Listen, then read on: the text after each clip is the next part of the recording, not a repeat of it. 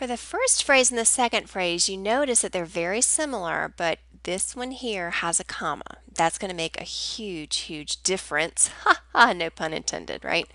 All right, difference we know means subtraction. So we're going to take two things and we're going to be subtracting them. Okay, what are they? The first one, the difference of, boom, P. All right, P goes here, and that's where the minus goes, Q squared. Well, Q squared is Q to the second power. Remember, if it's Q to the third power, that is Q cubed. And we're not dealing with cubes. All right, now this one is different because it makes us pause here. So this says the difference of P and Q. So I need to stop there and I need to write that. Well, the difference of P and Q would be P minus Q. And then we want to take this whole difference here and square it. Now, if we just put a little 2 here, well, guess what?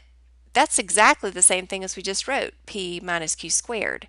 I want to take the entire difference and square it, which means I need parentheses. So whenever we have a comma, you want to think in terms of putting parentheses somewhere. All right, the next one, 15 increased by, well, we know that's plus. The product means multiplication. So let's go ahead and do this. 15 increased by, so we're adding to it, the product of 3 and m. So 3 and m, if we multiply them together, since that's what product means, we can just write 3m. If you want to put a dot in between, that's fine.